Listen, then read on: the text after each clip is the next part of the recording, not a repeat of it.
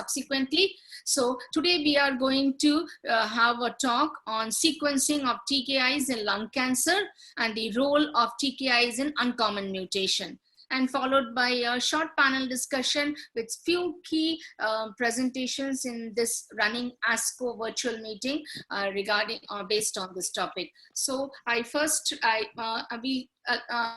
let Dr. Ranga Rao join in a little later, and we first move on to our first speaker. I invite our chairperson, Dr. Devendra Pal. Sir, is there? Devendra sir, you'll have to unmute your mic. I'm unable to do so. Yeah, I'm there. Yeah, so you can invite the speaker and introduce the topic, sir.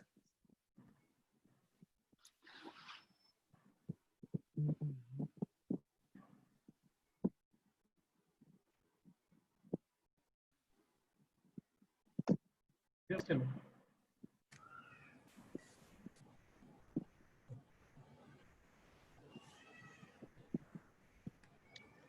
Devendra sir, can you hear us?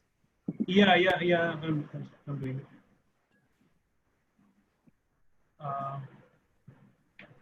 The first lecture is by Dr. Kripa Shankar, and the topic which is about to talk on is the sequential use of EGFR TKIs in activating EGFR mutation positive NSCLC. So till now we are actually seeing the three generations of TKI already available with us, and there's so much of talk going on about how to optimize, how to use them in a better way to get the maximum output. There are many issues which are scientific, many issues which are economic. So without much ado, I'll request Dr. Kripa Shankar to start. Dr. Kripa Shankar, please. Yeah, thank you, sir. Sir, you can just move your mouse and you'll be able to take control of the screen, sir. Yeah, there you go. Yeah, perfect. Thank you. So very good evening to all of you. And at the outset, I'd like to take this opportunity to congratulate the Freedom from Cancer, Kavina Creations, and also thank Anita ma'am for this opportunity. So the focus of today's talk is going to be on EGFR mutant non-small cell lung cancer. And I'm sure all of us would have heard about all the data and all the evidences that we have, but how do you actually put that evidence into practice? Because we have about 6 to 7 options in the first line, and how do you sequence treatment later on? So I'm going to take you through that. Sorry.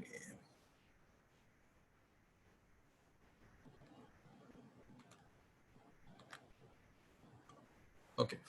So the first thing that I'm going to talk about is the evolution of treatment for all these EGFR mutant non-small cell lung cancer. Then we're going to talk about the different types of EGFR TKIs that are available, and the commonest EGFR mutations and the type of mutation. And would there be a drug of choice based on your mutation? So I'm going to take you through that. So we all know that in the early 2000s, that's when erlotinib and gefnib were first, looked at in non-small cell lung cancer. And it was initially in the third line, and irrespective of the EGFR mutation status, that it was first used. And then later on, we knew that only those with EGFR mutation actually benefited from the TKIs. Then we had a host of trials comparing TKIs with chemotherapy, which showed a PFS advantage without any overall survival advantage. Then we had the second generation TKIs, which are basically dacometinib and afatinib come in. Then we had the third generation TKI, osimertinib, which was again a game changer in the first line when it compared against the first and second generation TKI. So I'm going to take you through the data now. So this is what I alluded to earlier as well. So we have the first generation TKIs with basically erlotinib and gefnib. Second generation would be dacometinib and afatinib, and osimertinib would be the third generation TKI, and they also irreversibly bind to the EGFR. So just to look at the key differences as far as the properties are concerned. So we all know that the CNS penetration is best with the third generation TKI, that is osimertinib, and also the second and third generation TKIs bind irreversibly to the EGFR. So again, we have these are all approved TKIs that we've used. So we know that the most common mutation in EGFR happens in the exon 19 deletion, followed by exon 21 L858R. So if you have a mutation in any of these exons, then your choices would definitely be with the first generation or any of the other second generation or third generation TKIs. But in any of those rarer mutations, like for example, the exon 18 mutation or exon 21 other mutations apart from L858R, well, afatinib has done some data to show that it works better in those rare mutations. And again, in the T790M mutation, which happens in exon 20, which is also the gatekeeper mutation, we know that only osimertinib has activity in that mutation. And when opposed to exon 20 insertions, where none of these conventional TKIs actually work, so there are drugs like poziotinib, and recently we've had a breakthrough therapy designation approval for mobocertinib as well. So these drugs are not yet available in India, but yeah, definitely an option in the future. And again, the C797S mutation also happens in exon 20. And this actually causes sensitivity to the first generation TKA. So your first generation TKAs actually work when you have exon 20 C79S. And this also happens when somebody starts off with osimertinib. You can develop a C797S mutation in exon 20. Sorry, but my slide is not, I'm not able to change the slide. Okay. So just a brief look at all the trials that have looked at TKIs versus chemotherapy. So as you can see here, clearly a PFS advantage with all the TKIs as opposed to chemotherapy. But again, there was no overall survival advantage in any of these studies. No statistically significant overall survival advantage.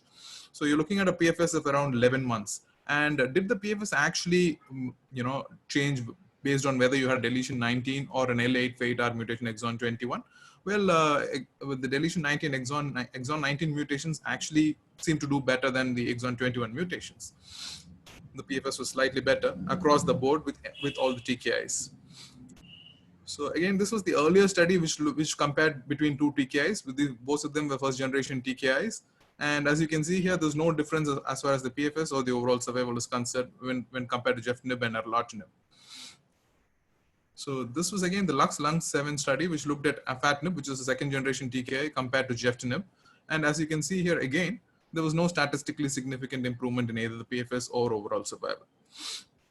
So this again was the data that actually led us to change practice and led to the approval of osimertinib in the first line. So this study basically looked at osimertinib versus first generation TKIs, which is either gefitinib or erlotinib.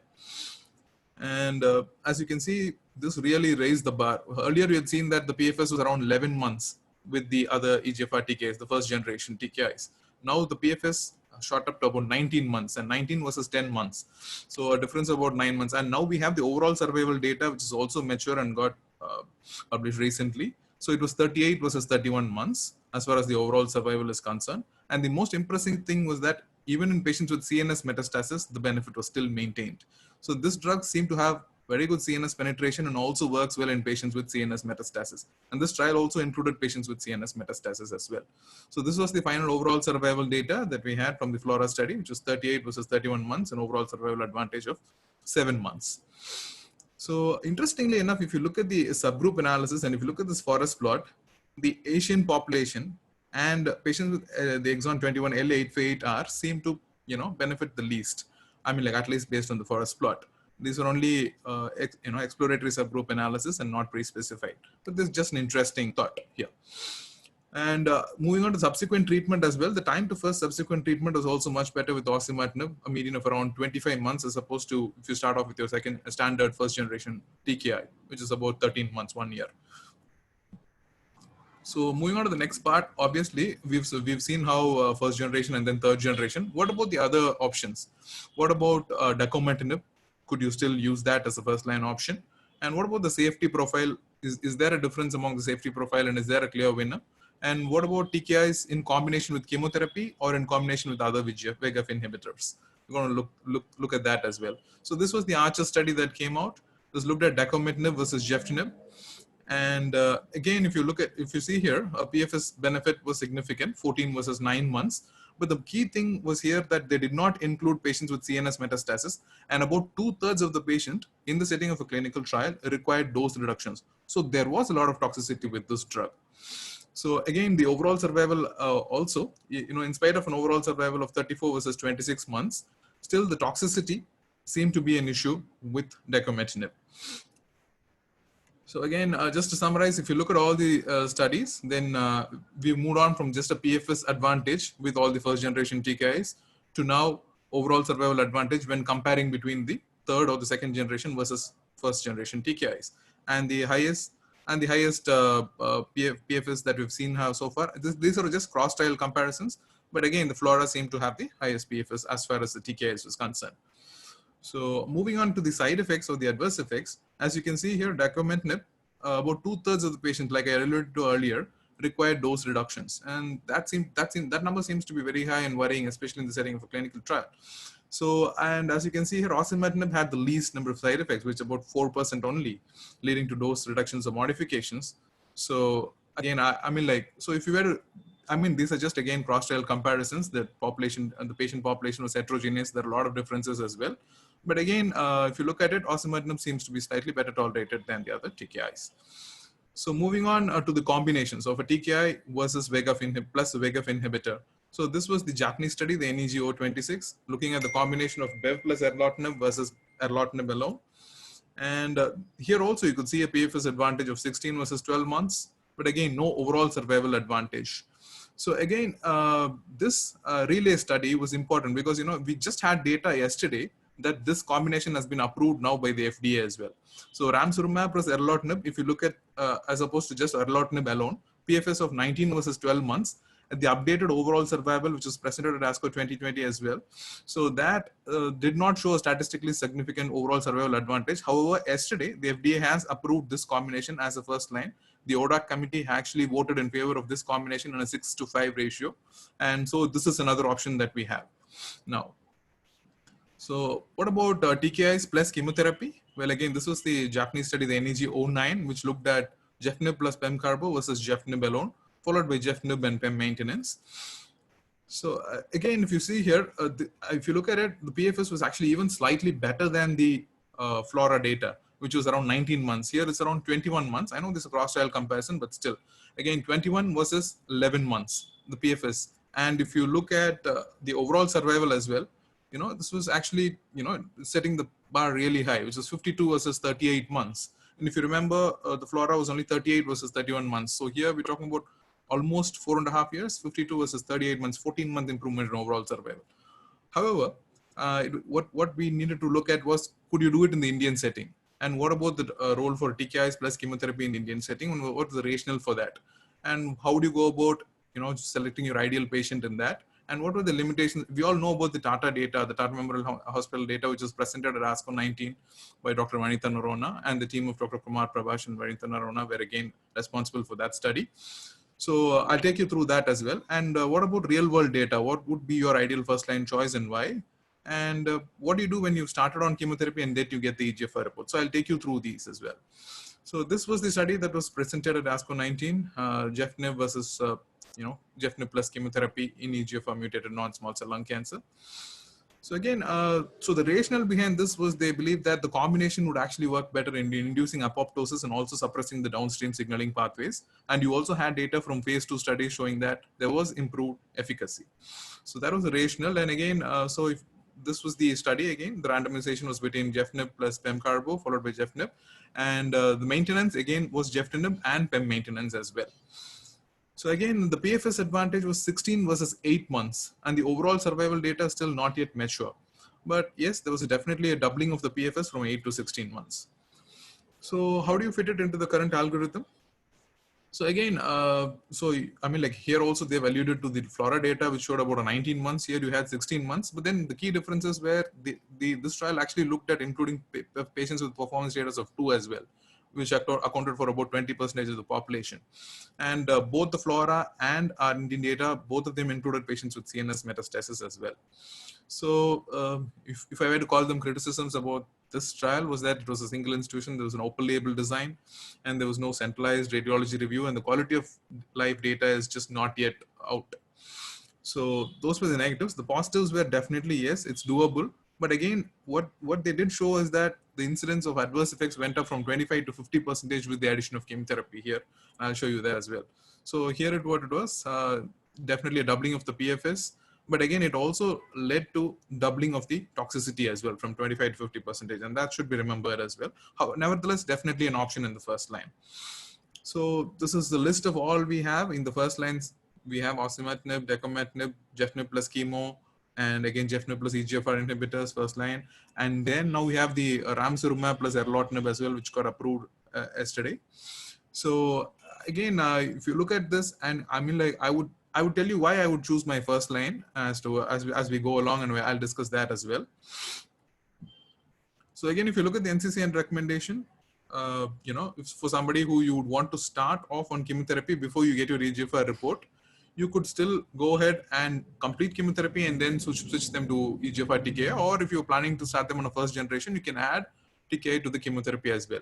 And the data, FLAURA2 data, which is looking at osimertinib plus chemotherapy, the results are not yet out, so we don't know what the results are likely to be.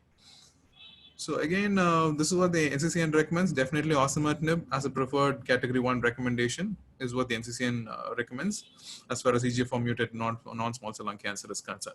So just a brief look at the mechanisms of resistance, primary versus secondary resistance.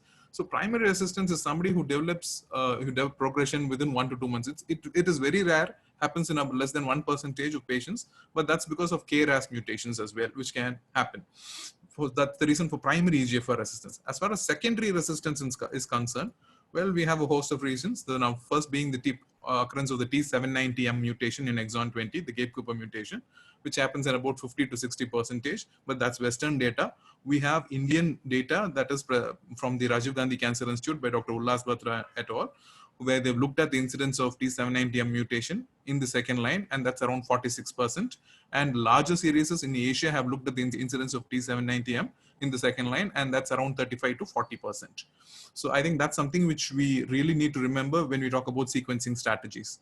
And then the other mechanisms of secondary resistance would be the alternate signaling pathway amplification, like the c-Met pathway. And we must also remember that now c-Met inhibitors are also approved by the FDA, and capmatinib, which is available with Novartis, earlier only through a compassionate patient assistance program, and they're likely to be coming out with the drug very soon. So again, MET amplification is another important reason, and then transformation to small cell lung cancer, which can happen in about 5 to 10%, and the last reason would be epithelial mesenchymal transition as well. So these are all the types of resistance that you can have. And what about your type of progression? So if somebody has a very rapid progression, I mean, like in any of these instances, you would definitely want to get a rebiopsy or at least do a liquid biopsy as well. And if you have a very rapid progression, definitely you would have to switch to a second line therapy. But if you have very indolent progression, so there is some data, be it very weak data only, it's not a very strong recommendation, that you could probably continue TKI beyond progression. But that only has shown a time to treatment progression improvement, no improvement in PFS or an OS with that strategy. And again, with oligoprogression, if you have somebody with an oligoprogressive disease, you could do only local therapy and continue with them again on the TKI. So that's just another strategy as well. And you could also repeat a biopsy like I alluded to earlier. So just looking at the incidence of CNS metastasis, and we all know this, patients with EGFR mutant non-small cell lung cancer at presentation, about 15 to 16% can present with brain metastasis. And, at the end of treatment, about 30% can have brain metastasis. So this is, and in EGFR non-mutant patients, these numbers are about 6 to 8% at baseline and about 15 to 20% at the end of treatment. So again, this was the AURA3 study, which looked at osimertinib in the second line. And we must remember that while using osimertinib in the second line, it's approved only for those patients with the T790M mutation. Upfront, it is approved for patients with both EGFR exon 19 and 21 mutations. So this was looked at osimertinib versus chemotherapy. And again, the PFS was 10 versus 4 months. And interestingly, even in patients who had CNS metastasis, it was very impressive data, 11 versus 5 months, almost doubling of the PFS. So again, what are the types of resistance that you can have after osimertinib? Well, the key thing seems to be 20 to 30% can have MET amplification, and this is where MET inhibitors actually come in. And the next most commonest would be the occurrence of the C797S mutation, which happens in exon 20. And this again makes your treatment more susceptible to the first generation TKIs, gefitinib or erlotinib. So again, what does the future hold in store for us about the osimertinib combinations? Like I had alluded to earlier, we are still awaiting the results from the FLAURA2 study, which is looking at osimertinib plus chemotherapy.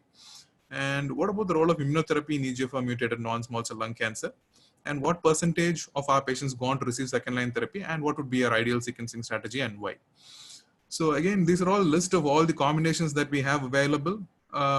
These are all ongoing trials. We don't have the results from these studies. We're looking at osimertinib plus VEGF inhibition, osimertinib plus MEK inhibitors, and osimertinib plus chemo as well. So we'll have to wait to see what the results are from those trials. And what about role of Immune checkpoint inhibitors in EGFR mutated, definitely not in the first line, as you can clearly see here. Somebody with an EGFR mutated non-small cell lung cancer, stage 4, you need to address the driver mutation. And now you have some data that if somebody progresses on first line TKI, and you have data from the IMpower 150 study, which looked at ABCP, atezolizumab plus bevacizumab plus Taxol carbo, that you could do that in the second line, but most definitely not in the first line. So again, this is, I think, the one key slide. So we know that as far as all the trials are concerned, in the setting of a clinical trial, about 70% of patients went on to receive second line treatment. But in real world, probably it will only be about 50% of patients who go on to receive second line treatment. And even in the FLORA study, where crossover was allowed, only 26% of patients went on to receive second line osimertinib. The reasons could be because of the incidence of the T790M mutation. Because, if I were to put it this way, about 50% go on to receive second line treatment. And out of those 50%, what percentage will have the T790M mutation? That will be about, Indian data is around 35 to 40%. So those are the numbers that we're looking at. And which is why I would probably believe that if patient can afford it and finances are not under constraint, then definitely osimertinib remains the standard of choice. Standard drug of choice as far as EGFR mutant non-small cell lung cancer is concerned. But financial toxicity should definitely be kept in mind as well. So again, if you're starting off with osimertinib, then your second line could be based on your repeat biopsy. If you have a C797S mutation, you could do a first generation TKI, or if you have MET amplification, you could do a MET inhibitor, or again, if you have transformation to small cell, you could do platinum based chemotherapy as well. So that would be the algorithm. Or if somebody can't afford osimertinib due to financial constraints, because the cost is around 1.6 lakhs a month. So again, then your EGFR plus chemotherapy definitely is an option. You could do that. And then again, at progression, depending on the type of mutation that is seen, you could choose your second line options as well. But again, the key thing that you must remember here is that, if somebody can afford osimertinib in the second line, definitely I think they would be able to afford it in the first line as well. So that makes it a viable alternative. So with that, I'll conclude, and I'll be happy to take any questions, if any. And thank you all for the patient listening.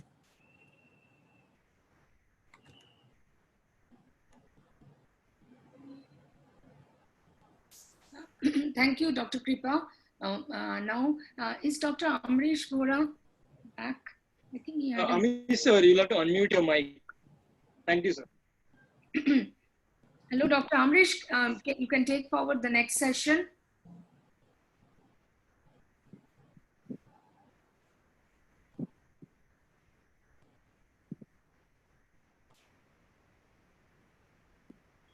Kashish, Dr. Amrish is there? Amish sir is there. Sir, you'll have to unmute your mic again. Hello, Amish sir, can you hear us? So you'll have to unmute your mic. Yeah. I can hear you. Yes, sir, please go ahead, sir. Yeah, sorry. I was, can you repeat the question, please?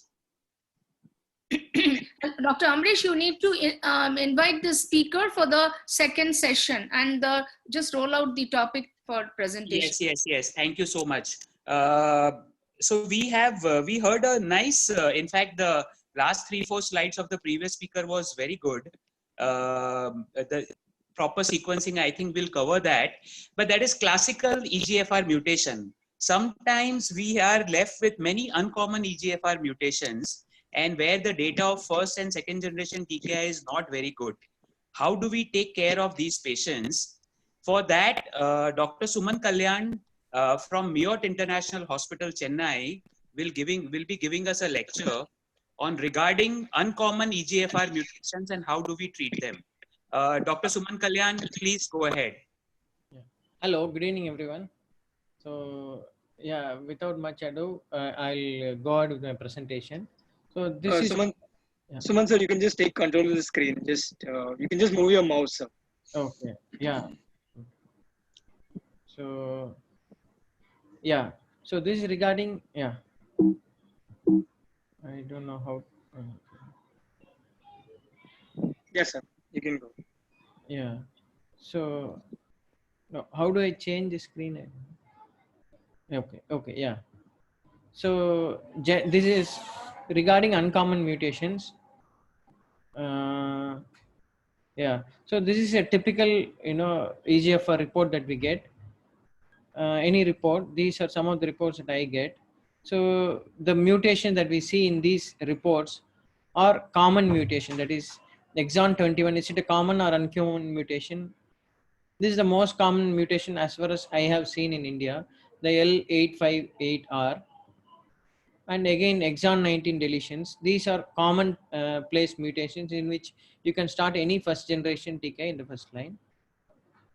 Now, I would like to start my speech with this. What are the reasons for failure of first line TKI? We have seen patients who looks like, they are EGFR positive and straight away we want magic to happen, but then it doesn't happen. They progress or their, disease progress like that. Or the three most common reasons that are quoted in trials for first line failure of TKIs are this.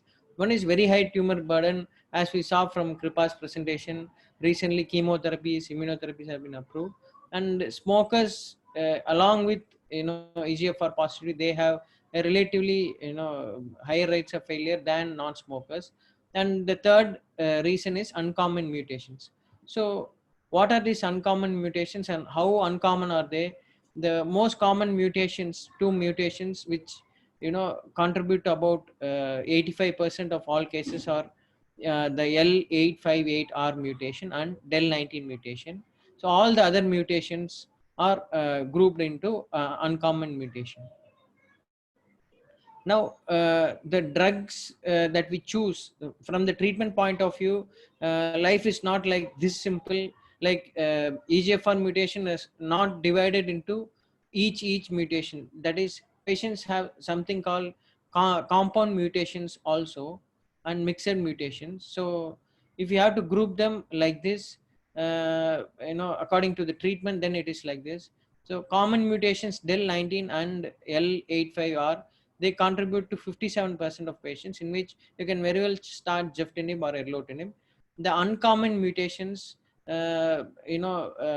these mutations, they contribute to 29%. And there is another group called mixture of common and uncommon mutation. These are called compound mutations. They again contribute to another 13%, in which the effectivity of first generation TKIs are not as good as the pure mutations, if I have to call a name. So put together, this comes to around 40%, above 43%. So how do we answer this 43% of patients? This is the recent NCCN. As we can see, there are a lot of EGFRs that are currently approved. Erlotinib, gefitinib, as you know, are first generation. Afatinib, dacometinib, or second generation, and we have osimertinib. Now, regarding uncommon mutations, this slide will tell you that the drug concentration needed to inhibit or effectively control these uncommon mutations versus common mutation. For if it's a common mutation like L858R, the drug concentration is you see that osimertinib, afatinib, erlotinib, it's the same. So for 80% of patients, we can start either of these. But for the remaining 20% of patients, and compound mutation, if you put it, comes around 40%. So for these people, afatinib holds good, because the drug concentration needed to inhibit this is low, as you can see in the slide. Now coming to trials for this, in the LUX-Lung studies, if you take only the mutations, so these uncommon mutations which are treated by afatinib, if they were analyzed, so the objective response rate, median PFS and median OS, both are all the three are relatively less compared to the common mutation groups. Here they have divided into these three groups. One is point mutation duplication exon 18 to 21. The second group is de novo 790M, and group 3 is exon 20 excisions, which have the least survival. Now when we see all these groups, the results are as follows. Now among the uncommon mutations, these three are the common mutation. Means if we take uncommon mutation together, the activity of afatinib in population with specific uncommon mutation or these, we can see that the overall response rate, median PFS and OS are almost similar to the common mutations when we treat with afatinib. That's what the results show. And the grouping in the last in the LuxLung is not as ideal as practical. So this is one data which I extracted. This is from Asia, from Taiwan, in which the grouping, as you see, group 1 is common mutations, and in group 2 they have they have put complex mutations with classical mutations, and group 3 is rare mutations with or without complex mutation. So we are more worried about this group 3, in which the survival, if you see in the real world data, it is almost similar to the people having common mutations or compound mutation when we use afatinib. Again, it's the same. This is individual analysis of mutations itself. So if we see in this way also, the the PFS is significantly better with afatinib compared to erlotinib in this study. Now this is another data, almost similar comparison. This is a large data of 693 patients. Again, if you see these, again, this is used to see which are the common mutations in these uncommon mutations. The first 3, if you see, they have a better, luckily they have a better PFS compared to the other mutations. Now, in this table, you can see this hierarchy. This is how the prognosis also varies. The first, in uncommon mutations, these 3 mutations are the common, and they have a better PFS. And when it is compounded with a major uncommon mutation, the PFS is relatively not so good. And the least PFS is with exon 20 insertions. This is for TK naive patients. For TK pre-treated also, it's almost the same. Now, there is a database for uncommon mutation. If you have any uncommon mutation, you can just click this website and put in your mutation. You'll get all the data on that and the ideal drug for it. Now, this is the summary about afatinib. Afatinib has shown good activity in uncommon mutations, and these uncommon mutations, as we gone doing molecular studies and NGS, we are picking more of uncommon mutations and compound mutations. So for this, afatinib holds a good role, and we are talking only afatinib. Why not the other drugs like osimertinib or dacomitinib, which is also a second generation, or target or IO or chemotherapy? It is because this is the FDA approval till date. If you notice in this data, geftinib and erlotinib are indicated in the common mutations, and dacomitinib is again indicated in the same common mutations, and osimertinib, as we know, is for common mutation and primary T790M. But afatinib, if we see only in afatinib arm, we can see the approval for uncommon mutation, these 3 mutations and any uncommon mutation. I think this slide will tell you why I'm talking about only afatinib on uncommon mutations. That's it. Yeah, that's it. Finished.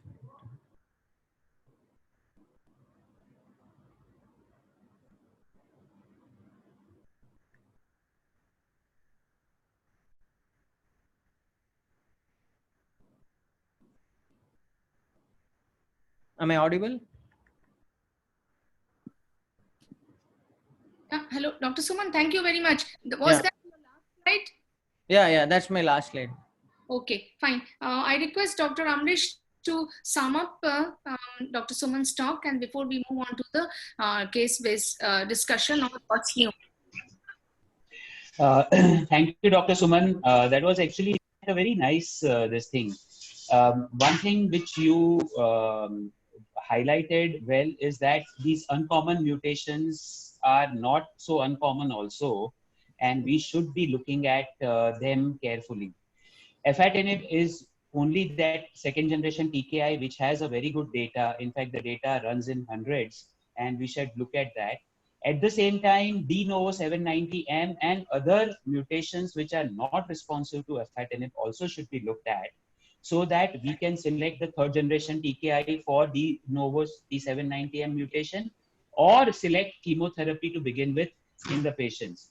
Very, very nicely and neatly put presentation, and I thank Dr. Suman for that, and I request the organizers to take this forward.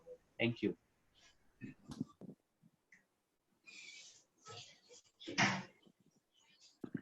Yeah, thank you. Kashish, can I share the screen? And Yes, ma'am. Dr. Rangan has joined. If sir could share the session and invite all the panelists for discussion. Yeah. So.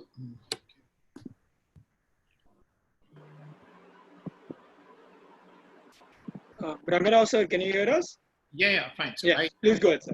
So I think I'll request the panelists to all of them to join and start off. I think moderator is Dr. Anita Ramesh, panelist is Dr. Arvind Krishnamurthy, Dr. Amish Vora, Dr. Bhavesh Poladia, Dr. Jovita Martin, Dr. Febe, Dr. Chandramouli Ishwari, Dr. Vinod Radhakrishnan, Dr. Abhijit Sarkar, and Dr. Devendra.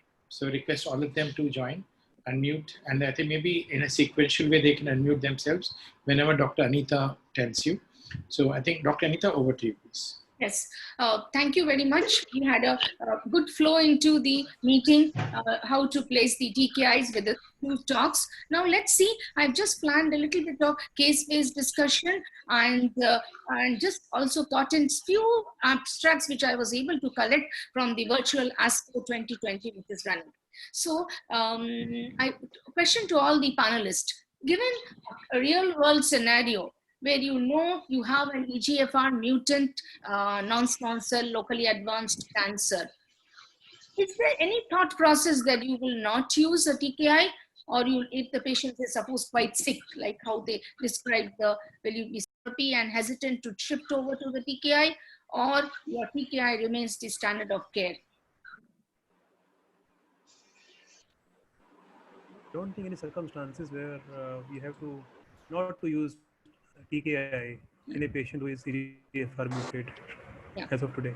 Yeah, so we think there's no second choice, and this was there in ASCO this year. 367 patients whom they looking into the progression-free survival and with the overall survival. And if you see, and they also received radiation.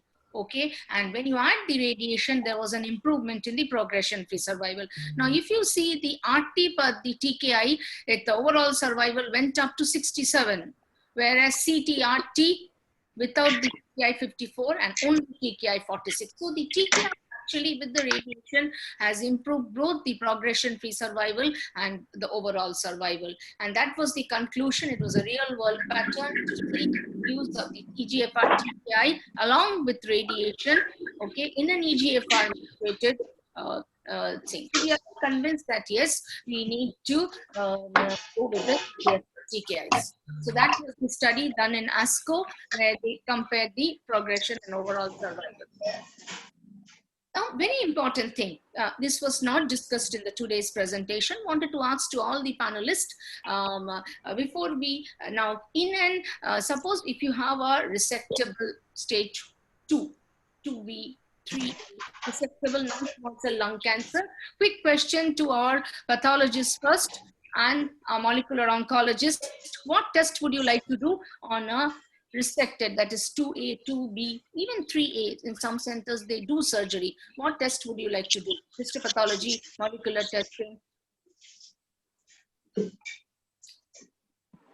And then subsequent question to the surgeon is also there. We have a classic surgeon with us, role of surgery, and followed by others, what's the role of adjuvant. So it's an adjuvant setting. Dr. Fabi? Can I? Dr. Chandramouli Ishwari, Dr. Vinod? Yes, ma'am. Can I answer? Am I audible? Yeah, please talk. Ma'am, I mean, pathology-wise, as soon as we receive the specimen, of course, we tend to type it as small cell, non-small cell, and then if it is a non-small cell, we go ahead with adeno or squamous or lab cell or neuroendocrine. So for that purpose, if it is discernible histopathology wise, we do it just with the microscopic examination. Otherwise, we use IHC. If IHC is not necessary, or after conclusion by using IHC that it is an adenocarcinoma, then we go for molecular studies. And the first step is like if NGS is available, all the targetable mutations and the other mutations are also sought for. But otherwise, if we use a PCR platform, RT-PCR or a digital droplet PCR platform, we target or we try to find out the druggable mutations first, like the EGFR, ROS, ALK, and the BRAF. Anybody else wants to take the question? This is an adjuvant sample. Okay, what Dr. Chandramouli said is perfectly fine. We stratify non-small cell, but do the clinicians, do we ask for EGFR at this point of time? Ma'am, Dr. Vora here. Yeah, tell me, Mamrish. I don't think we are waiting for osimertinib adjuvant data. I think ASCO 2020 is supposed to come out with that. But even as of today, in adjuvant setting, especially in early lung cancer, we stop at non-small cell versus small cell and immunohistochemistry to confirm it. I don't think adjuvant TKI has any established recommendation to be given in adjuvant setting. So I would not say that it is mandatory to do EGFR, ALK, ROS in adjuvant setting. Yeah. If the data comes, which we all know that the study was stopped prematurely, if the data comes, we change our guidelines, but not as of today. Okay. Anybody else wants to before we move on to the slides? Okay. As of the data recently presented, adjuvant osimertinib reduces the rates of recurrence by 84%. So I have not gone to the entire paper, but I just got the abstract. I think we need to go into detail and like it's worth giving a consideration. Yes, I agree with all of you. Correctly, you have put this was is there in the ASCO, the osimertinib, 2 papers came out, and it was striking, both of them. Stage 1B, 2A, 2B, 3A. EGFR mutant. Yes, they did a complete resection after surgery, and that is the ADAURA. And if you see, that's the background. And osimertinib, 3rd generation CNS active EGFR TKI was used in this case, and the results were quite good. The adjuvant osimertinib is the first targeted agent globally to show a statistically significant, meaningful improvement in the DFS in this mutated, and after completion of tumor surgery, and these patients also received 6 cycles of chemotherapy, and the osimertinib was continued for 2 years. 2 years. So any comments from based on this study? Like Dr. Amrish said, we are waiting. The results was out yesterday. And the 2 years disease-free survival was 90% with osimertinib and only 44% with the chemo resection arm. Ma'am, Amish again here. The data, in fact, is very good. There is just no doubt about this. But as you said, it has been released yesterday in an abstract form. Yeah. Let's just wait for 3-4 months. The ADAURA study has been right now talked in press every day because of the fantastic results. But the results are also too good to be true. So let's wait for the full paper. And the moment it is out, yes, it is optimistic. There is no doubt about that. Anybody else want to comment?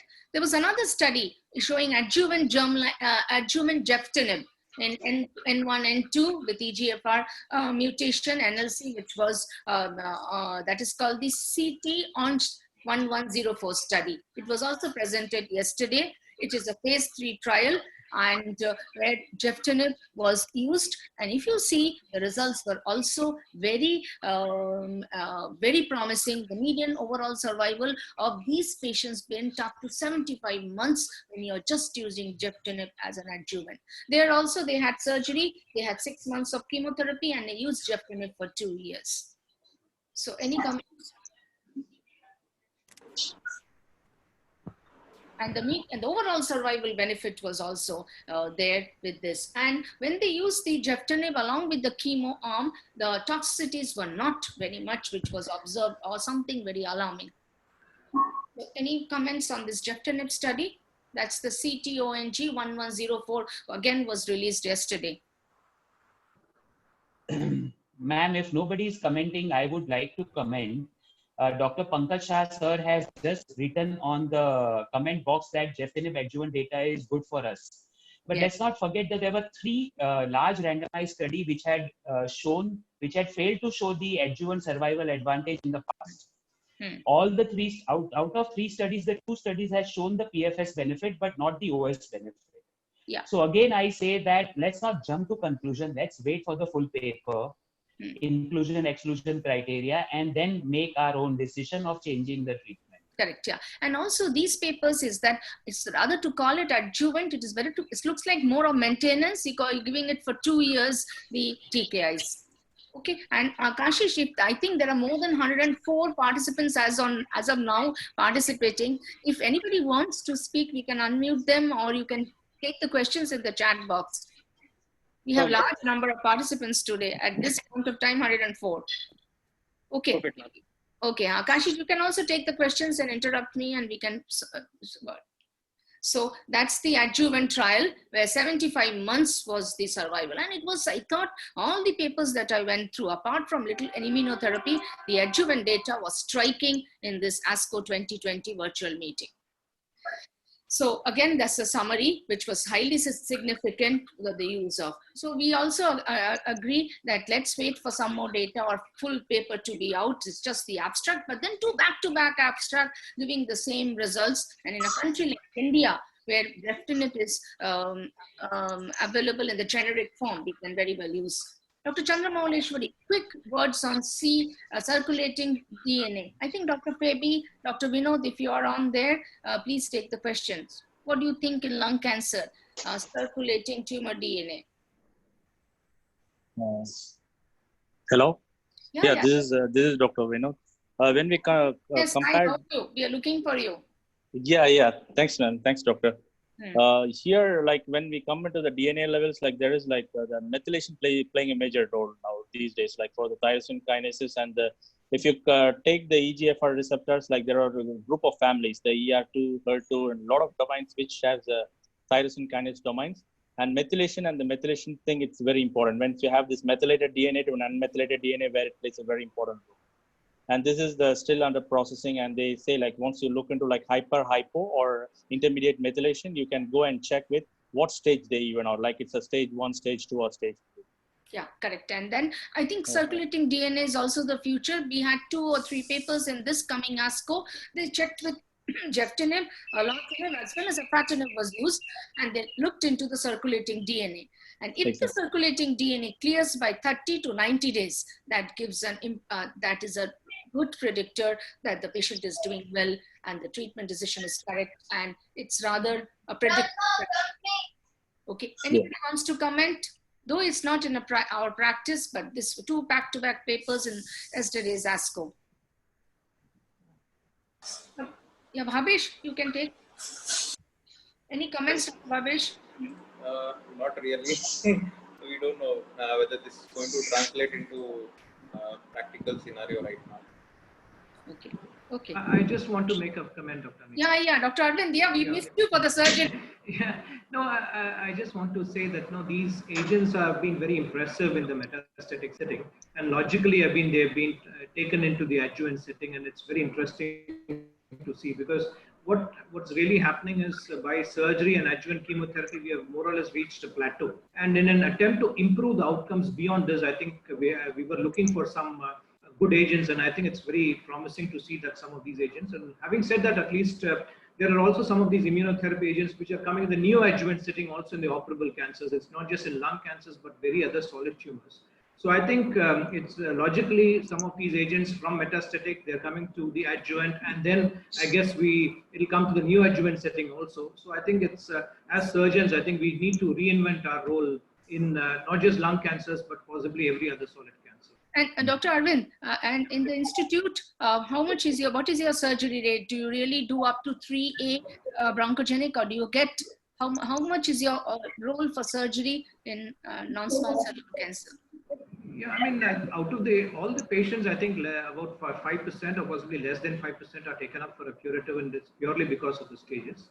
And I think the role of surgery is pretty clear till up to 1, 2, and 3A. And 3A, of course, in the N2 population, we are a little selective, I think. So because N2, 3As are a very heterogeneous group, a part of them would sort of, come for upfront surgery, a part would go for neoadjuvant therapy, and a part would go for definitive CTRT. And essentially, it goes to say with the bulk of the N2, whether it is a macroscopic N2 or a bulky N2 or a non-bulky. So that's how we tend to differentiate these patients after doing invasive mediastinal staging if your endoscopic staging is negative. Correct. Yeah. Actually, we need aggressive surgeons now because the data is quite rich. Thank you, Dr. Arvind, for your comments. Okay, quickly, I think Dr. Abhijit Sarkar is there. Ashish, Abhijit is there. Then a quick question to Abhijit. Osimertinib in second line without T790 mutation. This was again a nice paper in the yesterday's ASCO virtual meeting. Yes, in T790 mutation, surely we do use osimertinib, but yes, if there is no or unknown mutation, then there are, I think we can use in the second line. Yes. Because there is nothing much left as far as the TKI is concerned, or you have to shift for the chemotherapy. As far as this data is concerned, let us wait for a few more days. If it becomes encouraging, then we can use osimertinib in second line without T790 mutation. Yeah, but that's right after. But now we use only in patient with T790 mutation. Yeah, correct. This was in the ASCO yesterday. Again, a Chinese paper showing that yes, even without the T790 mutation, it has shown benefit. But yes, they did not compare with immunotherapy, but it does act in a setting. This was a study. The results are not out. It's quite a good thing. Adjuvant targeted therapy or immunotherapy for resected cancers. Quick few comments for everybody. That's called the Alchemist study, where they looked into immunotherapy after the resected tumors and after chemotherapy is over.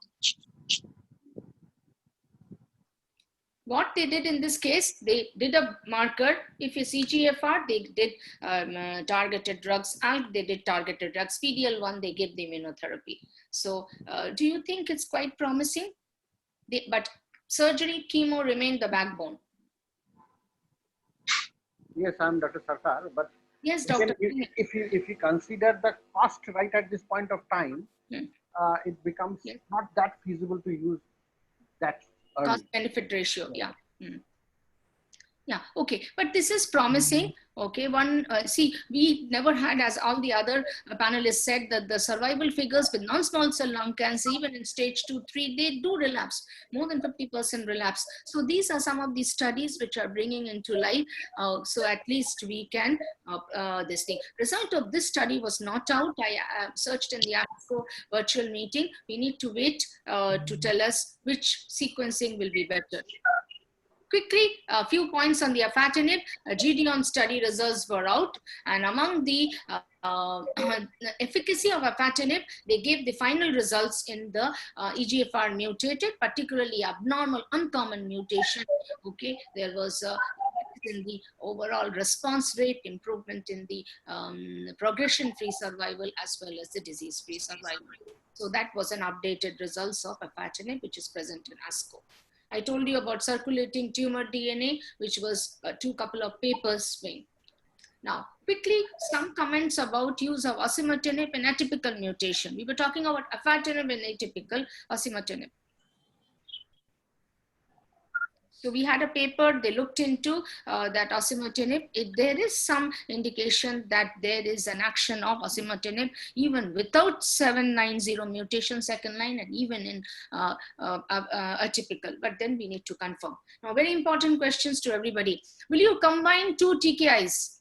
Say afatinib, gefitinib, osimertinib, gefitinib, or any combination of 2 TKIs? ASCO 2020. Anybody, Devendra Pal, fine. ASCO 2020 is prompting us to do.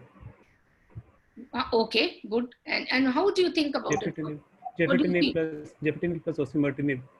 So for prevention of C797 mutations. Anybody else want to take this? Any thoughts? There was a very good, there are 2 very good trials, in fact, sequential and alternating. They have given osimertinib with first generation TKI So take care of T790 and C797S. And the second trial, it was a phase 1-2 trial, and they wanted to see whether they can give the combination of both or whether they can give sequence, 1 month one and 1 month another. And very encouraging result, as you have shown that phase 1, phase 2 study. Yeah, it's a good result, and we are waiting.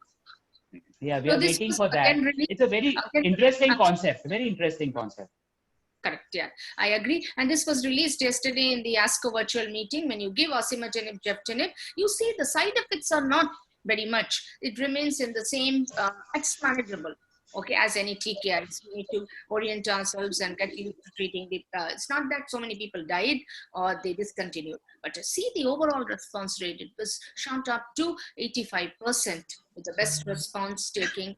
Okay, and even the there was improvement in the progression-free survival. That's for quite an interesting study which was presented yesterday, and concurrent osimertinib, gefitinib, and that's the abstract. Again, like Dr. Amrish is keeping on saying, we need to wait for the full results to come out. Quick question to all the panelists, even Dr. Suman, Dr. Abhijit, Dr. Kripa is also there with us. So you can take these questions. Immunotherapy and TKI, what is your thought process?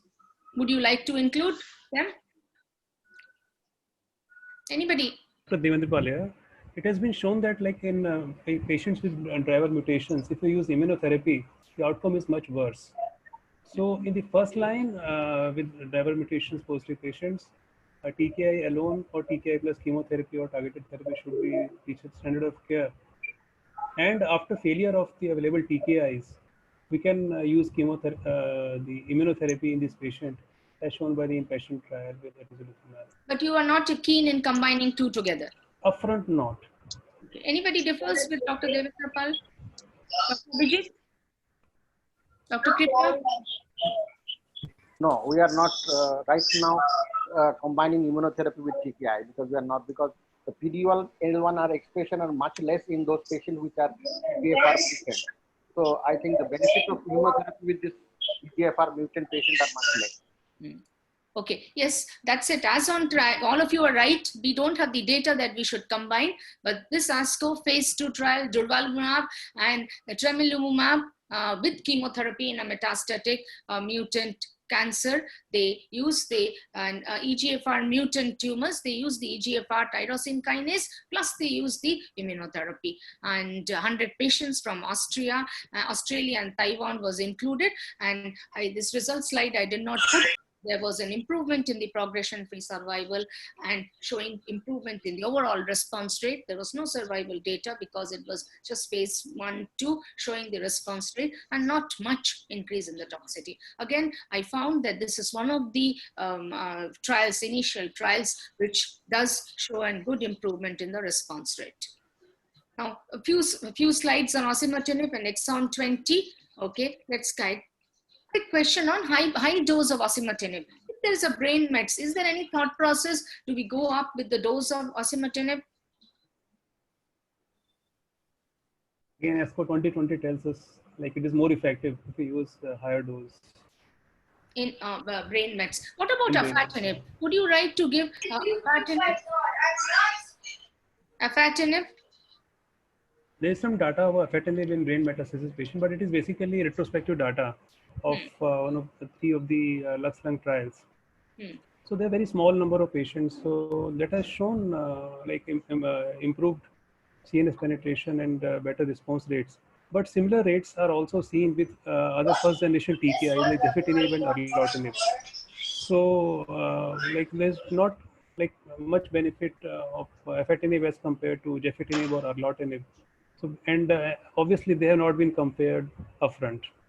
Upfront, yes. Okay. And there was one more study which was released in the ASCO along with this, with the CNS Mets. The results of, we always discuss whether radiation has to be given or not in the solitary Mets or oligo-Mets in the brain. But a nice paper is there when you give the stereotactic radiotherapy or radiation to the metastatic site in an oligometastasis along with the TKI, the response rate and the progression-free survival is prolonged.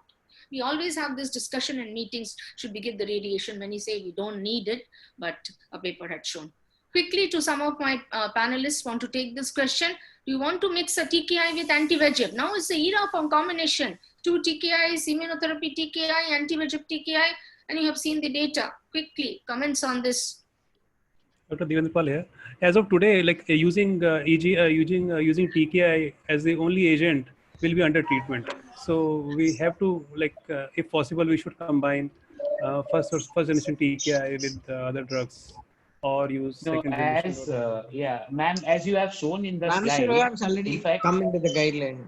yeah, no, erlotinib with bevacizumab or anti-VEGF agent has come in the guidelines, and we can use it. In fact, it has a PFS of 14 to 15 months, which is there 9 to 10 months with only erlotinib, and is almost increased. And if you see first-line osimertinib, the PFS data is only around 17 to 18 months. So I think erlotinib with anti-VEGF makes a good sense to be used in the first line. That is my take. Yeah, Dr. Suman, you were saying something.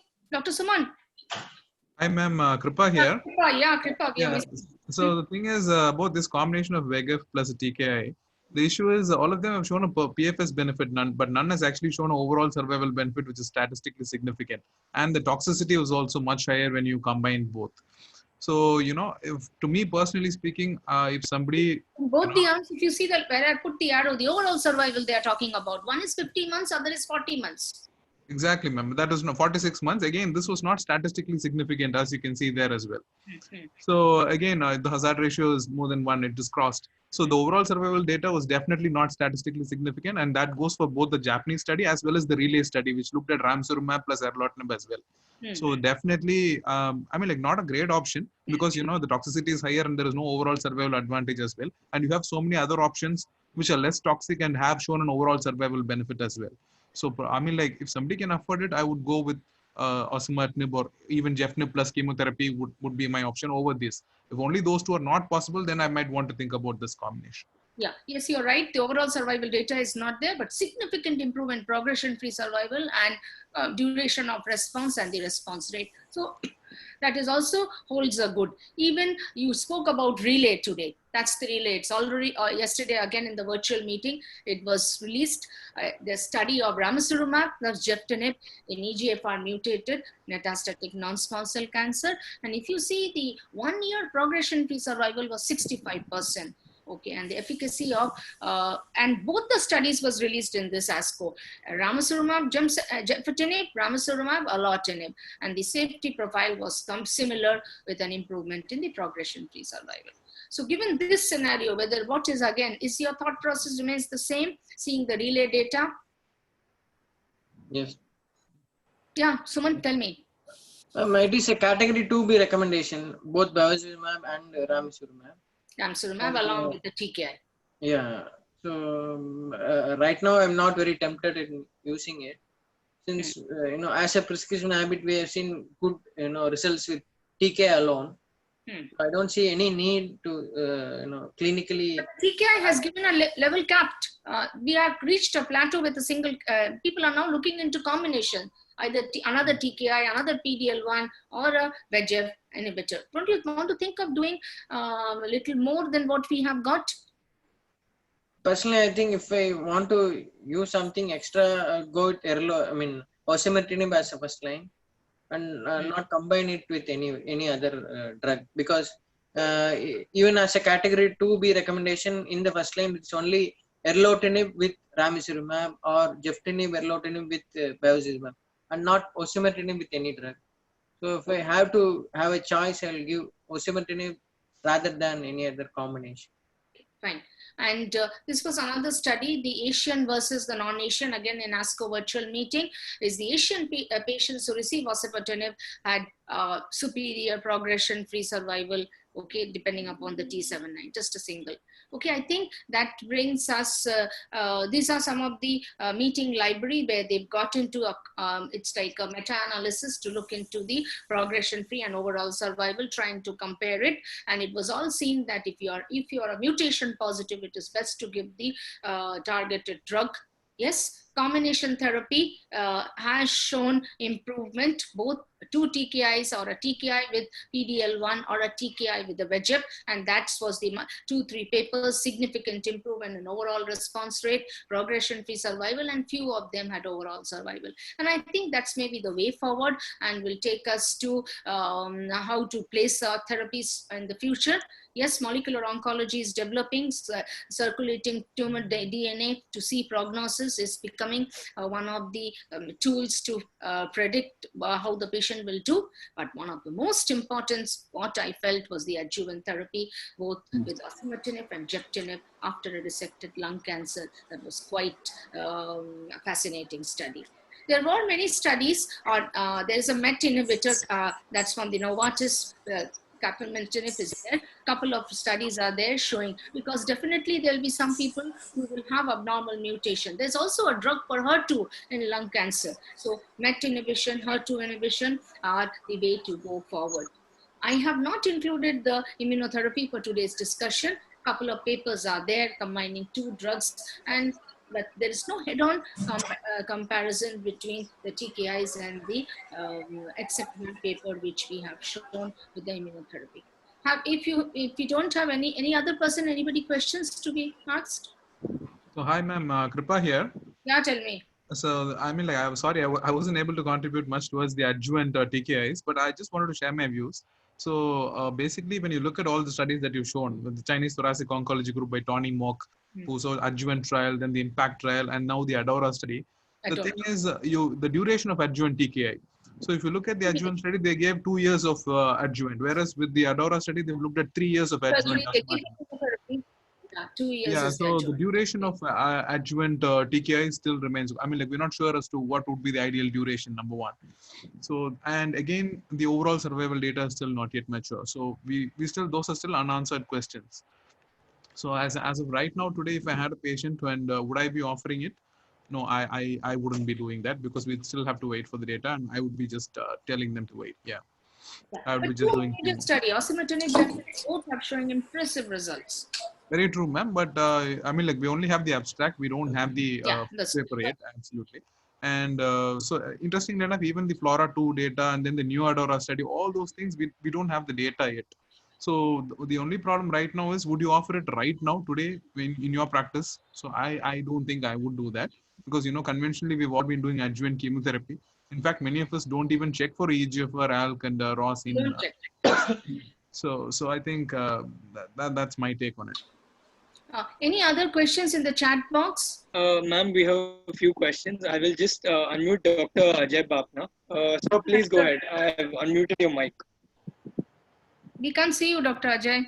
Ajay sir, you will have to unmute your mic, sir.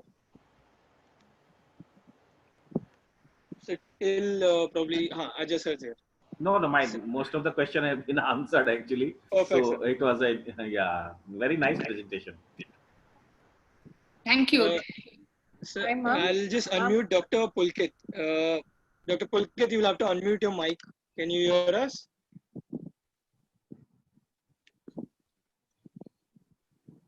I don't think Dr. Pulkit. I'll just unmute Dr. Rangarao. Dr. Rangarao is also not here. And Dr. Abhijit to give the final comments. Ma'am, we have a few more questions. I'm not sure if they're answered.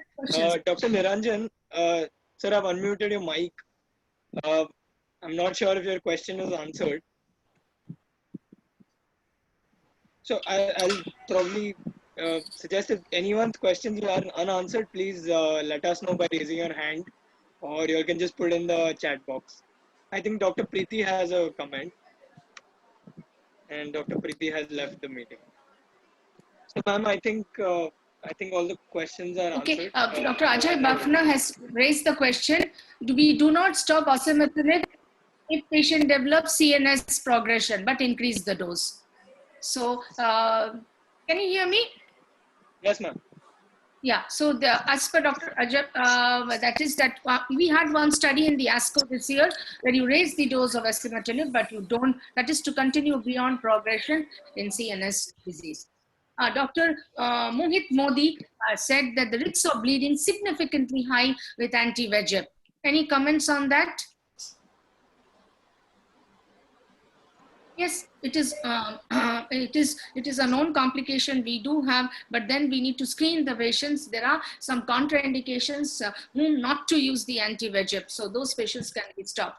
Dr. Sahu, with lack of OS, high toxicity, CT and TKI will be a better option and higher cost.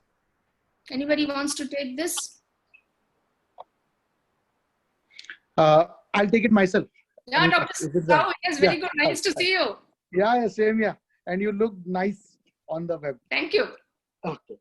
So no, I really have issues with the TK and the web combination because none of the trial have shown a OS survival benefit, and the data with toxicity is also concerned. The cost is a big concern, and I don't feel the hazards is actually a 0.8. The PFS hazard is not a huge 0.6 or 0.5. It's a 0.8 hazard HR. So with that, I really am very concerned if I have to do it. I understand single agent TKI is not the best option now. Something beyond single agent, I'll go for chemo plus TKI with the given hazard ratio and OS benefit. That's my take. I understand that people may differ, but yes, that's how it should. Okay, thank you, Dr. Tanni. Dr. Yeah, Purvish Amish wants to Parekh. be unmuted. Amish wants to be unmuted. Yeah. Okay. Yes, sir, you'll have to unmute your mic. Yeah, Yeah, I did that. Am I audible? yes, sir. Yeah. So what I has yes, but I would say that agent and TKI either is almost over, and between chemotherapy and properly selected anti-VEGF patient, I think the side effect profile of anti-VEGF plus TKI is better compared to chemo plus TKI.